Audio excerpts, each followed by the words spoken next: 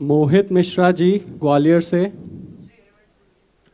गुरुजी के चरण कमलों में दंडवत प्रणाम। गुरुजी, राधा सुधानिधि जी के श्लोक संस्कृत में हैं, इसलिए उनका उच्चारण शुद्ध नहीं हो पाता। क्या हिंदी में श्लोक पढ़ सकते हैं राधा सुधानिधि जी के? हिंदी में जो भावार्थ है उसको पढ़िए। अगर श्लोक नहीं पढ़ सकते तो भावार्थ पढ़िए, और जो उसमें भाव किया गया है उसका बन सके तो चिंतन कीजिए। समझे ना? वैसे अभ्यास किया जाए तो संस्कृत का भी पाठ किया जा सकता है। ये बहुत सरल संस्कृत है उसमें, श्रीमद् राधा सुधानिधि में। यदि अभ्यास किया जाए तो हो सकता है। जिनको संस्कृत आती है, अगर कुछ दिन उनके पास थोड़ा थोड़ा समय दीजिए तो अभ्यास भी हो सकता है। बहुत सरल है। नहीं, संस्कृत का बिल्कुल ज्ञान नहीं, उच्चारण थोड़ा शुद्ध नहीं हो पाता। हाँ, वो एक बात तो ये है कि जिसे यदि आप श्री जी से प्रार्थना करते हुए गायन करें तो स्वयं सीख जाएंगे, ये भी बात है। ये सब सिद्ध मंत्र हैं और इनमें सब ज्ञान समाया हुआ है। तो वास्तविक बात समझ लीजिए, बिना पढ़े भी आपको ज्ञान हो जाएगा। वो श्लोक स्वयं बताने लगेंगे, यहाँ हम गलत हैं, यहाँ ठीक कर लो। पर यदि ऐसी एकाग्रता नहीं तो जिन संतों को या जिन उपासकों को, जिन भक्तों को संस्कृत से गायन आता है, थोड़ा थोड़ा समय दीजिए, सीखना चाहिए।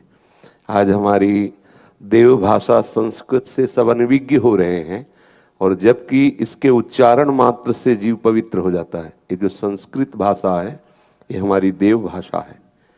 आज हम विदेशी भाषा का आदर करने लगे हैं, लेकिन आप देख लीजिए जो परमार्थ का स्वरूप है वो प्रायः महापुरुषों ने संस्कृत से वर्णन किया है। जो अपने ब्रज के रसिक महापुरुष जन है, उन्होंने हिंदी के भी कविता, पद्य, पद आदि के रूप में, नहीं तो प्रायः संस्कृत श्लोकों से ही शास्त्रों का गायन किया गया है। परमार्थ निरूपण प्रायः संस्कृत से हुआ है। तो हमें चाहिए कि हम भारतवासी हैं, हम सनातन धर्मावलंबी हैं, हमें कम से कम इतना तो ज्ञान होना चाहिए कि हम अपने आचार्यों की, गुरुजनों की वाणी को पढ़ सकें। इसलिए हमें तो लगता है अपनी मातृभाषा, देव भाषा बोलना ये हमारे गर्व का विषय है। हमें इसका ज्ञान प्राप्त करना चाहिए। आज हमारी शिक्षा में भी इसको गौर कर दिया गया है। प्राय जब देखो छोटा बच्चा भी अगर उससे बोलो कि 39 लिखो तो बोले, आप उसे अंग्रेजी में बताइए 39। अगर उसे आप बोलते हैं कि 39 तो वो लिख देगा। और अगर आप उसे बोलो 39 तो सोचना पड़ेगा। इसलिए बच्चा चाहिए कम से कम अपने गुरुजनों की वाणी को हम पढ़ तो सकें, अपने धर्म ग्रंथों का हम स्वाध्याय तो कर सकें। इसलिए संस्कृत का ज्ञान अत्यंत आवश्यक है। पहले तो हमें लगता है कक्षा 6 से प्रारंभ हो जाता था, 7, 8, 9 इसमें सब संस्कृत ही चलता। अब तो हमें पता नहीं, पर सबके लिए अनिवार्य था संस्कृत। क्यों? 5 के बाद तो संस्कृत अनिवार्य था, तो कम से कम इतना तो हो जाता था। क्या आज भी अनिवार्य है? अच्छा, हाँ, तो फिर इसीलिए हम अपनी अब अपने ग्रंथों को हम क्या समझेंगे? मान लो हम उसका गलत अर्थ बोल रहे हैं अपनी वासना से प्रेरित होके किसी भी को। अगर आपको संस्कृत का ज्ञान है तो आपको समझ में आ जाएगा ठीक अर्थ नहीं बोल रहे। आप शास्त्रों को कैसे जानेंगे क्या शास्त्र हमारी आज्ञा करते हैं? इसलिए बच्चा हिंदी तो ठीक है ही, क्योंकि जो भी हिंदी में अर्थ लिखा है वो किसी विद्वान की भावना है, उसमें असली अर्थ वो सूत्र बताएंगे जो लिखा हुआ। जैसे भागवत के श्लोक का क्या अर्थ है सही, ये भगवान सुखदेव जी जानते हैं, ये भगवान श्री कृष्ण द्वैपायन व्यास देव जी जानते हैं। यदि आप गायन करेंगे तो वही सही अर्थ आपके हृदय में स्फुरित हो जाएगा। शब्दों का शब्दार्थ जो वर्णन किया गया वो पूरा नहीं है अर्थ। पूरा जो अर्थ है वो लक्ष्यार्थ होता है। उस श्लोक का लक्ष्य क्या है, वो लक्ष्यार्थ आपके हृदय में श्लोक ही प्रकट करेगा। इसलिए मुझे लगता है कि थोड़ा तो प्रयास, नई अवस्था है, प्रयास करने से ज्ञान हो सकता है। और भगवान नाम जप कीजिए और आचार्यों के चरणों का आश्रय लीजिए, तो कुछ दुर्लभ नहीं है, अपने आप सब पढ़ना आ जाएगा। कोशिश करो, धीरे धीरे अभ्यास करो। संजय जायसवाल जी। राधा वल्लभ श्री हरिवंश महाराज जी, आपने आपके श्री चरणों में शरणागति के लिए प्रार्थना की है। आगे कह रहे हैं, प्रभु मैं दुकान में हित 84 जी का पाठ, सेवकवाणी, राधा सुधा निधि जी, भागवत गीता आदि पढ़ता हूँ, तो कोई अपराध तो नहीं हो रहा है? ना ना, बिल्कुल ठीक है। असली दुकानदारी तो यही है कि हमारा भगवत चिंतन होता रहे, हम सदग्रंथों का मान लो ग्राहक आया तो उसे अपना भगवान मान करके उसकी सेवा करें, जो जैसा क्रय विक्रय है, और बस फिर अपने नाम जप में, वाणी पाठ में, तो बहुत अच्छा है, ऐसा ही करना चाहिए। विनोद सिंह जी रायबरेली से, श्री हरिवंश कोटि कोटि प्रणाम। गुरुजी आपका सत्संग 1 वर्ष से सुन रहा हूँ, मुझ अधम जीव को शरणागति देने की कृपा करें। गीतांजलि जी लखनऊ से, गुरुदेव भगवान के श्री चरणों में कोटि कोटि नमन। महाराज जी शरणागत हुए 6 महीने हो गए, पर हमारे पास श्री युगल सरकार का जो श्री विग्रह है उसमें गौ माता साथ में है, तो क्या उन्हें बदलने की आवश्यकता है या फिर साथ में राधा नाम सेवा रख लें? हाँ, युगल सरकार है तो राधा नाम ना भी रखो तो कोई बात नहीं, प्रिया प्रीतम है, उन्हीं को लाड लड़ाओ। और क्या बताया? गौ माता है, युगल सरकार के साथ गौ माता भी है, तो हाँ ठीक है, जब तक ऐसी भावना है तब तक कीजिए, पर जब निकुंज की भावना जागृत होगी तो फिर ऐसा, जब निकुंज की भावना जागृत, अपने नवनिवृत्त निकुंज की उपासना में वृंदावन और वृंदावन के प्रिया प्रीतम के निज ग्रह के, हे राधाया रतिगृह शुका, हे मृगा, हे मयूरा, भूयो भूया प्रणतिभिर्हम प्रार्थये अनुकंपाम। जहाँ न गौओं का प्रवेश है न गोपालों का प्रवेश है, सहचरियों से सेवित हमारी जुगल जोरी श्यामा श्याम की और उनके निज महल के, उनको महासुख पहुंचाने वाले रसिक शेखर पक्षीजन, जैसे सुख है, शारिका है, कोकिल है, मृगी है, मृग शावक है, ऐसा परिकर है जो हमारे नवनिवृत्त निकुंज में, गोष्ठ वृंदावन में सखाजन, गैया, बछड़ा, बाबा और सब आनंद स्वरूप है, और गोपी वृंदावन में गोपियाँ, श्री कृष्ण चंद्रजू और उनका परिकर, ये नवनिवृत्त निकुंज वृंदावन, जहाँ श्री सहचरियों के मध्य में विराजमान श्री श्यामा श्याम रस केली करते रहते हैं। जब इस उपासना में हमारी चित्तवृत्ति आएगी तो पूर्ण अनन्य हो जाएगी, पूर्ण एकाग्र हो जाएगी, और होना भी चाहिए, क्योंकि अपने आराध्य देव का रस प्राप्त करने के लिए अनन्य भावना अत्यंत आवश्यक है। प्रगट में, जैसे हम प्रगट ब्रज में, तो यहाँ हमें गौ की, बछड़ों की, सब की, जो भी हमारे समीप आए, मन वचन कर्म से सेवा करनी। लेकिन भावना देश में जब हम देखेंगे, या अपने सिंहासन में जब हम, तो हमारे सहचरी स्वरूपा गुरुदेव, सहचरी रस प्रदान करने वाले आचार्य और सहचरियों द्वारा सेवित श्री श्यामा श्याम, उनका नाम या उनका रूप, इतना हमारा चिंतन एकदम अनन्य हो तो रस प्राप्ति में देर नहीं लगती है। तो प्रगट सेवा में तो हम सबकी करेंगे, लेकिन जब हम अपने आराध्य देव की सेवा में रहेंगे तो वो हमारा परिकर होगा जहाँ से हम जुड़े हैं। हमारा परिकर है श्री हरिवंश चंद्रजू के द्वारा सेवित उपासना में अनंत सहचरियों के मध्य में प्यारी जू और प्यारे जू, लता पता खग मृग पशु पक्षी, जो भी, वो प्यारी जू के निज महल के, वहाँ ऐसा नहीं है। तो इसलिए भावना जब बढ़े तब ऐसा कर ले। चित्रांगी सहचरी वृंदावन से, राधा वल्लभ श्री हरिवंश, गुरुदेव आज के सत्संग में प्रभु से हमारा नित्य संबंध है, ये चर्चा की गई, लेकिन हम इस संबंध को भूल जाते हैं। प्रभु इस संबंध को नहीं भूलते, फिर प्रभु हमें क्यों माया में फंसने के लिए डाल देते हैं? माया रूपी खेल की रचना। यही हमने कल लड़ाई भी लड़ी थी, आके ही शाम के बताया था। कभी कभी होता है, कल शाम के हम अपने ठाकुर जी से लड़ रहे थे और गा रहे थे, हे ठाकुर तेरी ठाकुराई में मजा ले आता। वो अंदर की बात है, ये बच्चे साथ थे, ठाकुर जी की छवि विराज, आनंद नहीं आता। तुम्हारी शरण में होता है, तुम उसे फंसाते। जो ही ये कहा, जोर से कह रहे थे, इन लोगों से पूछो, तत्काल गंभीर हुए, तत्काल अंदर आया, यार वो फंसाता नहीं, वो फंसा है। अब इस बात को समझना, तत्काल आया, और इसीलिए फिर भाग के आए यहाँ और सबको बताया कि शाम के जो परमार्थ निरूपण प्रसंग लेके बताया, वो यही बताने आए थे। ठाकुर ने फंसाया नहीं, ठाकुर फंसा है। मकड़ी अपने आप जाला बुनती है, और उसी जाले में खेलती है, ऐसे ही वो विश्वात्मा ये रूप धारण करके खेल रहा है। अपनी कामनाएं करके हम अपने ही जाल में फंसते जा रहे हैं। यदि आप इच्छा रहित हो जाओ, अभी जान जाओगे कि आप और आप में कोई अंतर नहीं है। जब आप और आप में कोई अंतर नहीं होता, तभी निरंतर लीला का रसास्वादन होता है। लीला देश में प्रवेश तभी होता है जब आप और आप में अंतर नहीं होता। किशोरी मात्मानम किमिषु कुमारी नुकले। भैया, बच्चा, बहन, जो भी हो, साफ समझ लो, वो किसी को फंसाया नहीं है, वो स्वयं से स्वयं में फंसा है। कल हम पकड़ पकड़ के कह रहे थे, लाइट रखी थी, ऐसे पकड़ा कि भैया अब हमें छुड़ाओ। कौन छुड़ाए? आप छोड़ दो तो छूट गया। हम ही पकड़े ना, हमें कोई नहीं बांधे। अच्छा, ये हुआ अध्यात्म विषय। अब हम उसको सरल ढंग से बता रहे हैं। मेरे प्रभु बहुत प्यार करते हैं, बहुत प्यार करते हैं। सब मम प्रिय सब मम उपजाए। भगवान सत्य वचन बोलते हैं, मम उपजाए, मेरे द्वारा प्रकट हुए। किनको किनको प्रकट किया है? विचार कीजिए। भगवान के द्वारा जो प्रकट हुआ वो क्या है? उस समय कोई जैसे कुम्हार है, चाक है, मिट्टी है, फिर घड़ा बना, लेकिन उस समय था क्या? कुछ और। एकोहम बहुश्यामा, शास्त्र कहता है, वो अपने आप से अपने आप का विस्तार कर लिया। वासना वासुदेवस्य, ये वासना वासुदेव की ही है।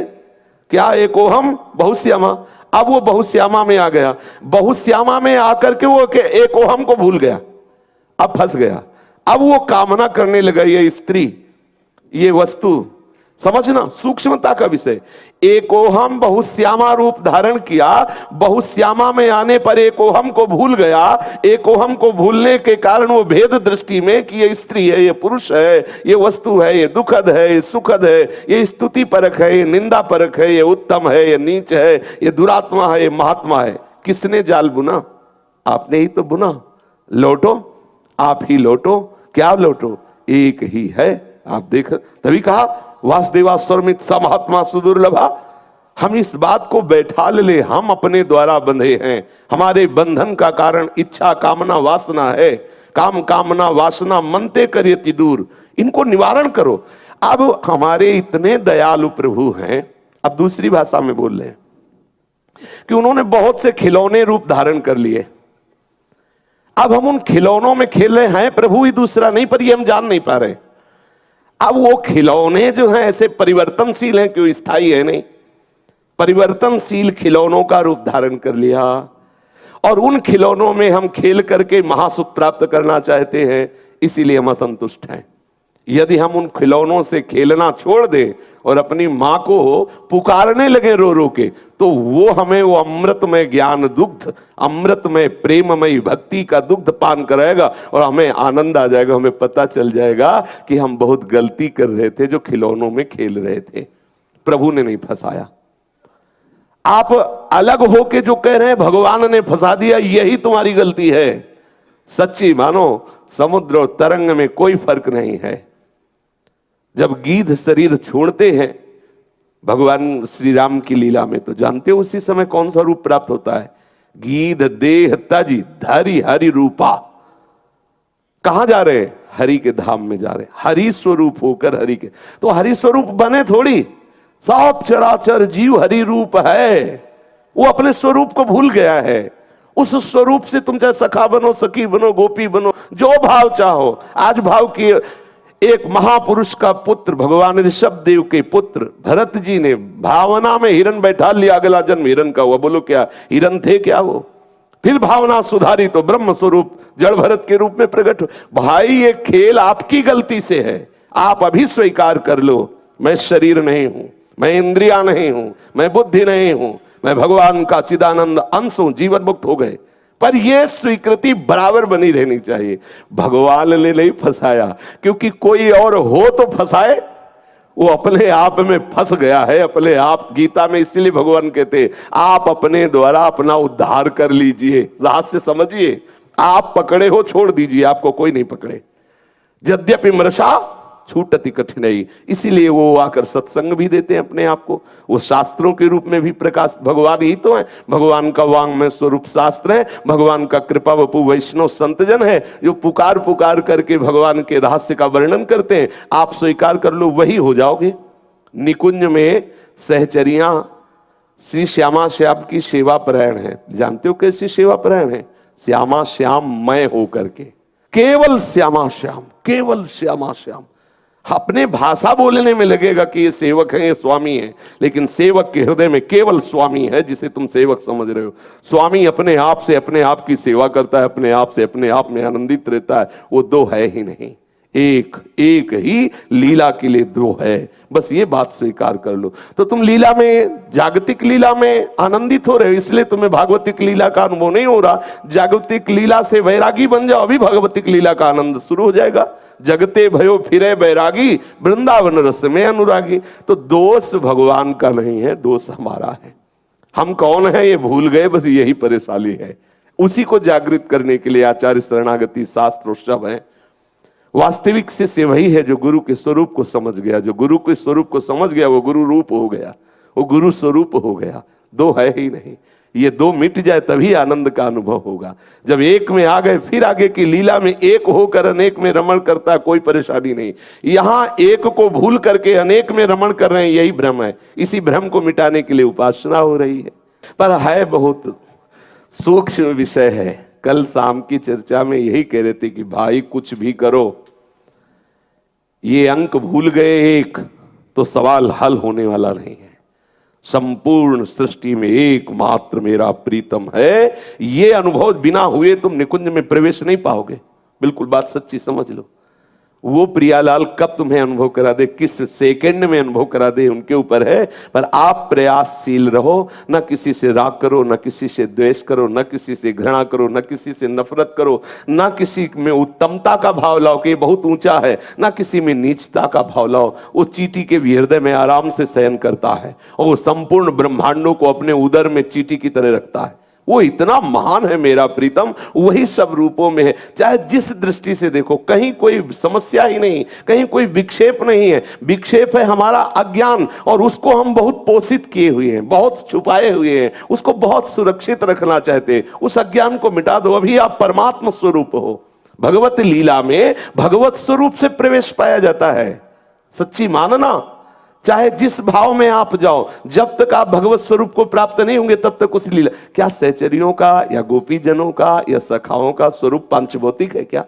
क्या वो माया रचित है क्या? चिदानंदमय, जो श्री कृष्ण वही उनका सखा, जो श्री कृष्ण तत्व है वही उनकी गोपी तत्व है, क्योंकि वो अपने आप से अपने आप में रमण करता है, दूसरा कोई नहीं है। जैसे एक प्रतिबिंब में बालक खेलता है, ऐसे ही वो हमारा प्रभु श्री कृष्ण अपने आप से अपने आप में खेल रहा है। और इस रहस्य को जो जान गया उस खेल में प्रवेश हो गया। जहां दो दिखाई दे रहे हैं वहां खेल नहीं है, वहां वो खेल नहीं है, पक्का समझ लेना। जब तक आपको दो नजर आ रहे हैं तब तक बात, एक का ही विलास अनेक रूपों में खत्म हो गया। अब ये थोड़ा टेढ़ी खीर है, इसीलिए अभ्यास, गुरुजनों का संग, उनके द्वारा दिया हुआ मंत्र मंत्र मनन करो तो आपके अंदर ऐसे ज्ञान विज्ञान की तरंगें उठने लगेंगी कि हर जगह जहां फंसाने वाले सूत्र वो काट देगा। अब मंत्र का मनन नहीं, नाम का मनन नहीं, शास्त्रों का मनन नहीं, फिर कहते हैं कि भगवान ने मुझे फंसा दिया, भगवान हमारी दुर्गति करवा रहा है, भगवान ही हमसे भजन नहीं करवाना चाहता, इसीलिए कामनाएं हमें फंसाए हुई। ये सब नहीं, काल ही कर्म ही ईश्वर ही मिथ्या दोष लगाए। नहीं, ऐसा नहीं, खेल है। पहली बात स्वीकार करो, खेल है। उस खेल में दो पक्ष हैं, एक माया का पक्ष है, एक भक्ति का पक्ष है। अब आप खड़े माया पक्ष में और बात कर रहे हो भक्ति पक्ष के, तो जलोगे। इसी को तो दंभ कहते हैं, इसी को तो पाखंड कहते हैं। आओ सीमा पार करो और भक्ति पक्ष में आओ, फिर देखो कैसा अद्भुत आनंद है। लेकिन ये माया पक्ष भी उस मायापति का है। जब ऐसा जान जाओगे तो उसी पक्ष में रहते हुए भी आप भक्त हो जाओगे। उसके लिए बाहरी वेश परिवर्तन आवश्यक नहीं, उद्देश्य परिवर्तन आवश्यक। उद्देश्य परिवर्तन हुआ, आनंद में मगन हो गए। तो ये कभी ना आरोप करो कि भगवान ने फंसा दिया, क्योंकि भगवान ने फंसा दिया तो आप कौन है, आप हमें बता दीजिए। अगर आपको ये पता चल जाए आप कौन है तो आप ये गलती स्वीकार कर लेंगे, मैंने गलत बोला। और जब तक आपको ये पता नहीं तब तक आप जो बोल रहे हैं तो बात सुनने लायक नहीं। बातुल भूत विवश मतवारे, ते नहीं बोले ही बचन विचारे, तिनकर कहा सुनी नहीं काना। उनकी बात सुनने लायक थोड़ी है, बात सुनने लायक उसकी है जो रहस्य को जान गया है। जब जान गया है तो सच्ची मानना दूसरा नहीं है। एक कठपुतली का नाटक करने वाला, सबको मनोरंजन कराने वाला, पर्दे के पीछे बैठकर कठपुतलियों को अपनी अंगुलियों से नचाता है और अलग अलग आवाज बोलता है। बस ऐसे जगत नाटक मंच पे वो स्वयं कठपुतली बना हुआ, स्वयं उनको नचाता हुआ और रस भरी बातें, एक दूसरे के स्वभाव का, एक दूसरे के वचनों का, एक दूसरे के कटाक्ष का रूप धारण करके ये जगत नाटक का फैलाव किए। ये रहस्य जान जाओ तो अभी मुक्त हो जाओ। ये रहस्य रघुनाथ कर वेग न जाने कोई, और जो जाने रघुपति कृपा तो सपने मोह न हो। कोई फंसा नहीं है, हम फंसे हैं अपने आप से, अपने आप में फंसे हैं। मुक्त आप अपने आप से होंगे, चाहे जितना बड़ा सिद्ध महापुरुष हो। जब तक आप अंदर से चिंतन नहीं बदलोगे तब तक बाहर हो, चाहे जितने हाथ ऊपर रख दे आपके, कोई परिवर्तन होने वाला नहीं। देखा गया बड़े बड़े सिद्धों के पास रहते हुए भी बड़ी मलिन वृत्ति देखी गई। इतनी मलिन वृत्ति देखी गई कि अपने भगवत स्वरूप गुरुदेव को गड़ासे से काट दिया, भगवत स्वरूप गुरुदेव को जहर दे दिया, भगवत स्वरूप गुरुदेव के सामने वो चोरी की, छल किया, कपट किया। क्यों? स्वयं में अगर परिवर्तन नहीं करना चाहोगे तो भगवान उपदेश कर रहे दुर्योधन को। वो कह रहा जानामि धर्मम नच में प्रवृत्ति, जानता हूं धर्म, मेरी प्रवृत्ति नहीं है। भगवान समझा रहे, उसकी कोई समझ में नहीं है, भगवान को भगवान मानने के लिए तैयार नहीं है। हमारे हृदय में भगवत स्वरूप का प्रकाश प्रतिक्षण होता रहे। यदि हम भगवत मंत्र का मनन करें, नाम का मनन करें, उपदेश का मनन, कहीं कोई बंधन नहीं है। देखो विभूतियों में भगवान कहते हैं सब कुछ हरण करने वालों में मैं मृत्यु हूं। बोलो सबसे ज्यादा भयावह चीज मृत्यु है, और मृत्यु मेरे श्री कृष्ण प्रीतम है। बोलो प्रीतम मृत्यु का रूप रख के आ रहे हैं, भय लगेगा क्या? आनंद लगे, आओ आलिंगन करो प्रभु, आपका स्वागत है। और हम पहचान नहीं पाए तो मृत्यु भयभीत हो गए, सुनते ही भयभीत हो गए। वही है, जब ये बात समझ में आ जाता है ना, वो जीवन मुक्त हो जाता है। एक कूटस्थ नाम के महात्मा थे, उनका नाम ही कूटस्थ था। तो हिमालय में भ्रमण कर रहे थे, तो उनको सामने से सिंह ने दहाड़ा, तो एक ऐसे लकुट लिए थे, ऐसे दाढ़ी पे लगाया और ऐसे बोले देखो जी, अगर आपका प्रारब्ध इस शरीर को पाने का है तो ज्यादा हल्ला मत मचाओ, पालो। और प्रारब्ध नहीं है तो आप जाओ आनंद से, काहे को, तो हम भयभीत होने वाले नहीं है। थोड़ी देर सिंह गुर्राता रहा, चला गया। कैसे शब्द है, देखो जी यदि इस शरीर का प्रारब्ध है आपको खाने का, आहार निश्चित हो चुका है, आप इसे खा लो, ज्यादा हल्ला काहे को मचा। सुलझा हुआ महापुरुष, भगवत स्वरूप महापुरुष, एक ही आत्म तत्व सर्वत्र प्रकाशित हो रहा है। यदि ऐसा खेल है कि इस शरीर को आहार बनना है तो बना लो आहार, क्या फर्क पड़ता है। देखो भक्ति और ज्ञान में कोई अंतर नहीं है। ज्ञान आत्मस्वरूप का अनुभव करके मोक्ष पद प्रदान करता है और इसके आगे भक्ति बढ़ जाती है। अद्वैत स्थिति के बाद वो द्वैत सरस भावना करके अपने ही आत्मस्वरूप को प्रिया प्रीतम मान करके, अपने ही आत्मस्वरूप को सहचरी मान करके और विलास कर। वृंदावन में दो तत्व नहीं है, एक ही प्रेम तत्व प्रिया है, एक ही प्रेम तत्व लाल है, एक ही प्रेम तत्व वृंदावन का संपूर्ण वैभव है, एक ही प्रेम तत्व सहचरी। वही प्रेम चार रूपों में है, वृंदावन सहचरी प्रिया प्रीतम, खग मृग पशु पंछी, एक प्रेम का विलास हो रहा है। ऐसे संपूर्ण सृष्टि में एक भगवान का विलास हो रहा है। ये बात जान लो, सबको ये जानना पड़ेगा। इसके जानने के बाद ही आपको रस में प्रवेश मिलेगा। गोस्वामी जी नहीं कह रहे सिया राम मैं सब जग जानी, जान गए, हो गए जीवन मुक्त। ये सबको, तो हमको अभी से धारणा करनी है। किसी के अच्छे कर्म की, बुरे कर्म की ना निंदा करनी, ना स्तुति करनी, ना किसी से अपनापन करना, ना किसी से परायापन करना है। उसी को तो महात्मा कहते हैं। महात्मा एक वेश है और एक महात्मा स्थिति है। वेश आचार्य परंपरा से मिला हुआ है कि आप संयम से रह के इसकी मर्यादा निर्वाह करते हुए भगवदानंद को प्राप्त हो। लेकिन वेश होने पर यदि स्थिति नहीं है तो वो स्वांग केवल है। और अगर स्थिति है तो देखो भाई जी धोती कुर्ता चश्मा लगा के रहते हैं और बाबा सन्यासी हैं, राधा बाबा, लेकिन राधा बाबा गुरु भाव से भाई जी का सेवन कर रहे हैं और आजीवन पतिव्रता की तरह निर्वाह किया। जहां भाई जी की चिता लगी वहीं बैठ गए, वहीं टीन छाया गया, वहीं पूरा जीवन निर्वाह कर दिया, क्योंकि जान गए रहस्य कि भाई जी किस कोटि के महापुरुष हैं। अच्छा, क्या आत्म तत्व में कोई बढ़ोतरी, छोटापन होता है क्या? कि भगवान शिव का आत्मा इतना बड़ा है और एक अज्ञानी मलिन कर्म में लगा हुआ है उसका आत्मा बहुत, ऐसा नहीं। ना आत्मा कभी मलिन होता है, ना आत्मा कभी निर्मल होता है। वो अपने सहज स्वरूप है उसका। भाई निर्मलता तब हो जब मलिनता की बात हो। वहां मलिनता नहीं है, वो अमल है, वो सहज स्वरूप है। लेकिन उसको तुम जितना अनुभव कर पाए उतना ही महान हो गए, बस ये बात है। अब वो एक अनुभव नहीं किए हुए विषयों में रमण कर रहा है, बोले बहुत नीच विषयी आदमी है, और एक अनुभव किए हुए आत्मानंद में मगन, बोले महात्मा ब्रह्मबोध संपन्न जीवन मुक्त है। तो आत्म तत्व तो उसमें भी उतना ही है, वही है, और वैसे ही आत्म तत्व उसमें है। लेकिन उसने अनुभव नहीं किया इसलिए निंदा का पात्र बन गया, उसने अनुभव किया इसलिए महात्मा बन गया। तो तत्वदर्शी कभी ना किसी की स्तुति करता है ना निंदा करता है, क्योंकि वो तत्व पर दृष्टि रखे हुए, बाहरी क्रियाकलाप पे नहीं। वो तत्व पर दृष्टि रखे हुई है। जैसे बिजली के रहस्य को जानने वाला जानता है हीटर में भी वही बिजली है, फ्रिज में भी वही बिजली है। ये तो यंत्र का प्रभाव है ठंडा गर्म करना, लेकिन बिजली का स्वरूप दोनों में समान रूप से विराजमान। बस ठीक ऐसे ही महात्मा और दुरात्मा में आत्म तत्व भगवान एक समान विराजमान है। ये भक्त की दृष्टि, ज्ञानी की दृष्टि होती है। वो जब अपने आत्म स्वरूप का अनुभव कर लेता है तो जीवन मुक्त हो जाता है। करना आपको है, इसमें भगवान ने आपको पूरा सहयोग दे रखा है। मनुष्य शरीर दे रखा है, शास्त्र रूप से अपना रहस्य बता रहे हैं, संतों के रूप से। अब अगर आप इसे ना स्वीकार करें, उसमें खेले तो रचा उन्हीं का खेल खेलो। वो राजी है, तुम जैसे सब मम प्रिय सब मम उपजाए, मेरे बच्चे हो खेलो।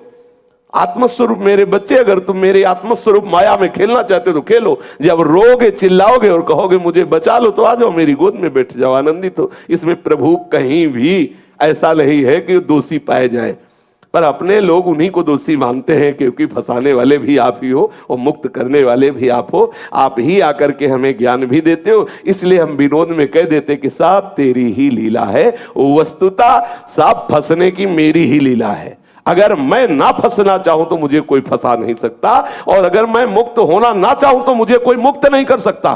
बिल्कुल पक्का समझ लेना, आपको ही मुक्त होना होगा। हमने महापुरुषों से सुना, शास्त्र कृपा, भगवत कृपा, गुरु कृपा और निज कृपा, ये चारों कृपा जब प्रबल रूप धारण करती तब जीवन मुक्त हो जाता है।